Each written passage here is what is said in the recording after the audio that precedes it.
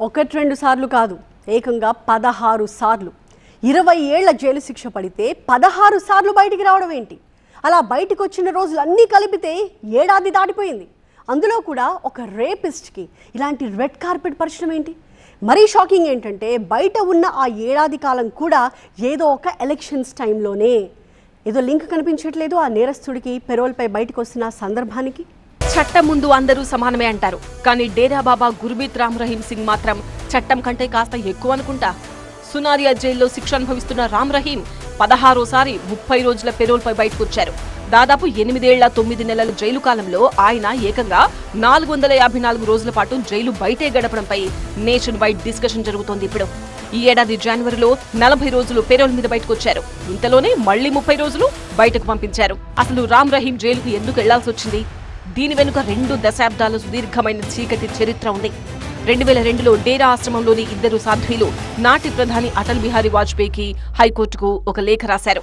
దేవుడి పేరిట డేరా బాబా తమపై ఎలా లైంగిక దాడికి పాల్పడుతున్నాడో ఆ లేఖలో కన్నీటి గాథను వివరించారు. వెంటనే సిబిఐ రంగంలోకి దిగింది. సుదీర్ఘ విచారణ తర్వాత 2017లో స్పెషల్ కోర్టు రామ్ రహీంను రేపిస్టుగా తేల్చింది.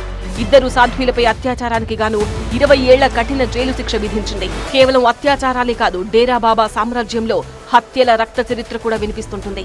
ఆ కేసులలో దిగువ కోర్టు రామ్ రహీంకు జీవిత ఖైదు విధించినప్పటికీ హైకోర్టు మాత్రం ఆ హత్య కేసుల నుంచి నిర్దోషిగా విడుదల చేసింది.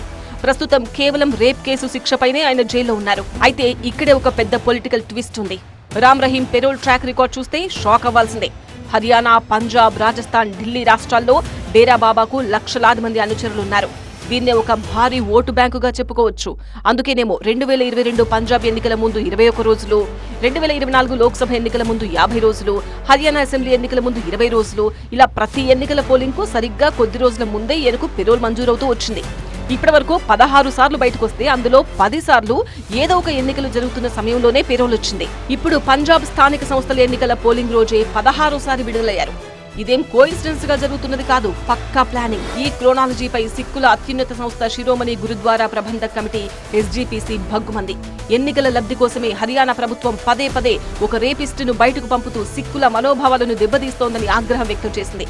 అటు ప్రభుత్వం మాత్రం ఖైదీల మానసిక స్థితి కోసం ఏడాదికి 91 రోజుల పెరోల్ ఇచ్చే జైలు మాన్యువల్ రూల్స్ ప్రకారమే అంతా చట్టబద్ధంగా జరిగిందని డిఫెండ్ చేసుకుంటోంది.